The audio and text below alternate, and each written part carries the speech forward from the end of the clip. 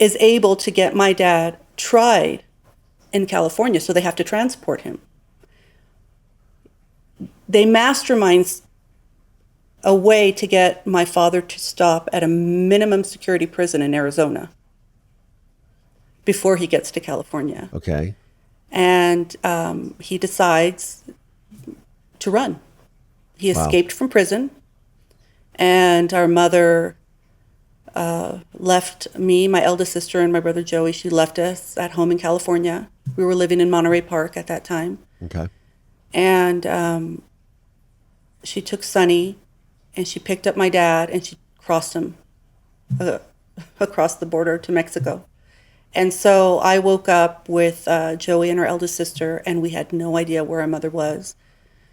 Wow. Yeah. She just left you alone, or were there? I'm assuming there were nannies. No right? one told. No, she just left us. Wow. She just left us, and we were alone like that for 3 days. But we were trained. God. We were very trained to not answer phones, to not answer the door, to hide. We had hiding places that our father had already. If anyone ever comes, this is where you go. This is what you do. This is what you say. You don't say anything, basically. And so we were really trained. But the issue was we didn't have any food. And so we thank God for California, right? We ate fruit off our fruit trees from the backyard, but we stayed in the dark for 3 days until our grandfather, my father's father, picked us up, and then he separated us. We went to different family homes, and nobody told us anything. Wow. We were in the dark.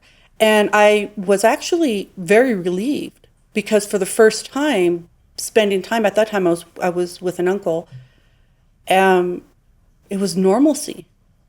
It's like, wow, this is how people really live. Yeah, I'm sure that must have been a shock. It was shocking. I was shocked. And I liked it. I missed Sonny. I missed my brother. But I was like, they can stay away. I'm cool. I was all right with it, because my father's family and my mother's family, they were both incredibly loving family members. I mean, they were colorful, they were loving, they were kind. Yeah. But they were different to him. They weren't like him. And they weren't like her. But they were involved in the business still. They were whisking you away and didn't tell you what was going on. But do you think that they were afraid of your father as well? Like the whole family I don't know. was? Yeah, I think about that a lot. I don't know how much, because I don't speak with any of them, even though, I'm sure they're wonderful, wonderful human beings. Sure. I often wonder if it had to do with fear, or if it had to do with some kind of family loyalty.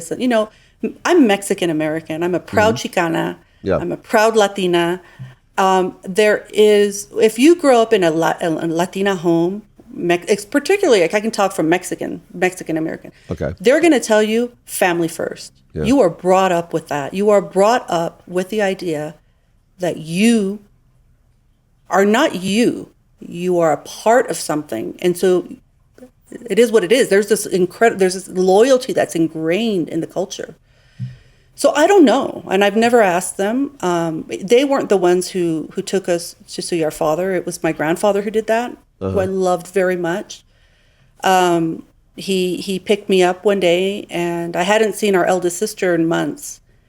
And that was when I first saw her, and then I saw Joey, and he said, "Hey, you know what? You guys have been locked up," because of course at that time we couldn't go out and play in the front yard. We were locked up. And do you think that was for your safety? For your safety? No, I don't. Because they were worried about you snitching. Oh, well, I don't think it was that either. Or not snitching, or just like that they would get you and hold you as well. They would get us. And if they would get us, of course, that's an Achilles heels, and my father would or would not have shown up. Yeah.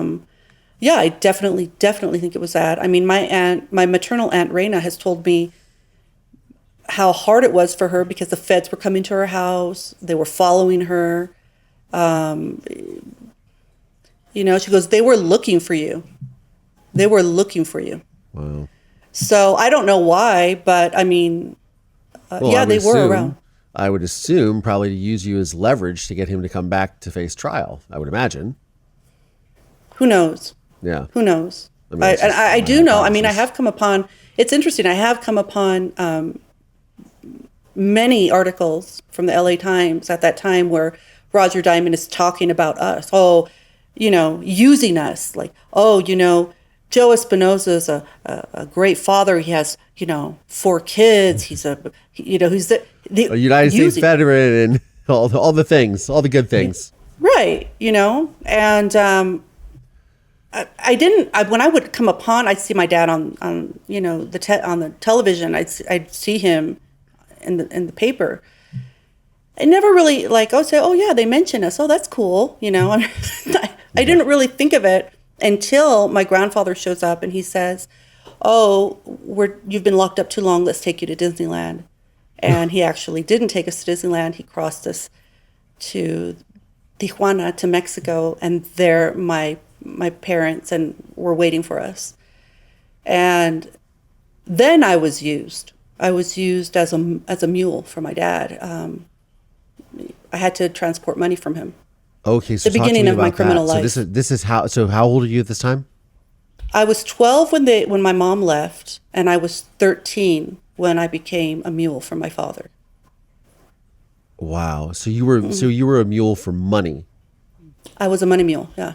So talk to me. So what does that involve? Like what? That involves transporting concealed money. Yeah. On your body. But were you like liaising with his business representatives I'm being very generous in my vernacular, but no. Are you with his business associates? Are you liaising with them here in Los Angeles and getting the money, and they're taping it to your body type thing, and then you're crossing the border? Is that what's happening? No. So what? Okay. So my father's closest associate was a guy we called Shoebox Sam.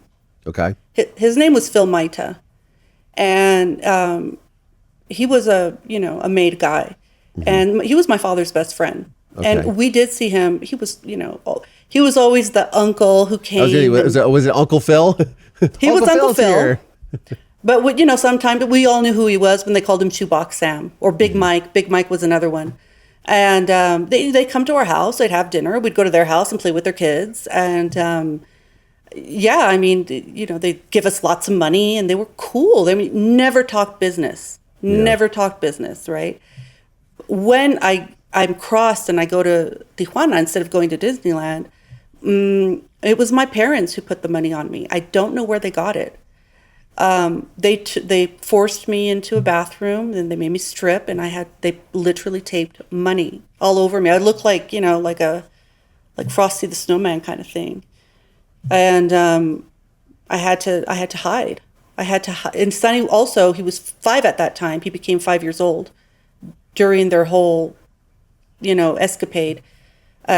He also had to carry the money, and it was in his, diaper and in his clothes. It was in his toys. It was everywhere. And my father was, of course, paranoid. Sure. By then, of course, he had, changed his appearance, and my mother changed her appearance and all that stuff. They made me cut my hair. Plastic surgery appearance? No. I mean, this was the 82. This was 1982. Yeah, so it wasn't, that's a good point. Yeah, no, it was like, I think he dropped like 30 pounds, dyed his hair. He started dressing like a Mexican cowboy. Like that was the persona he was going to be. And my mom, who is a natural redhead, she dyed her hair blonde. She cut it. They cut my hair. Sometimes they dressed Sonny up like a little girl. They grew his hair out. And yeah, that's what they did basically. And, sometimes I'd have to travel in the trunk if we were passing like a certain kind of checkpoint. And I'd have to be in a very hot trunk of a car while we're traveling through Mexico. It just seemed like hours I was there. It was horrible. So you became money mules, and so your father, he's doing his best Antonio Aguilar impersonation, dressed up, and he's so he's in Mexico, and you're just delivering money. And how often are you doing this? Like, what is? I did this for years. That was the first time I did it. Yeah. And it wasn't just that, because, of course, we get to Mexico City where he had contacts. Yeah. So his contacts, one was a Mexican general who we called the General. Mm-hmm. And the other one was one of his pedophilia contacts. Yeah. And we called him Joe the Pedo. And they enabled my father to pull the right strings and pay the right amount of money to get us new identities as Mexican nationals. And that's really where real conflict begins, because I refused it. I refused to become who he wanted me to be. And you're how old at this time? I was 13. You're essentially a mule for a couple of years, and then you're in Mexico, and then what happens? Because I know it had to escalate, right? Oh, of course, it was escalating. So Sonny and I were together. Sonny, who you know, he was 5, I was 13, and we traveled within Mexico for about 3 months, just us two. Our father didn't want to take my sister and my other brother at that time for some reason, which I can only assume it was because he needed them to bring more money as well. That's how I'm thinking about it now later. But so everybody was bringing money into Mexico. Oh yeah. Yeah, it was a family. That was your occupation. That was my occupation at that time. Yeah, that was, and we ended up for months traveling all through Mexico,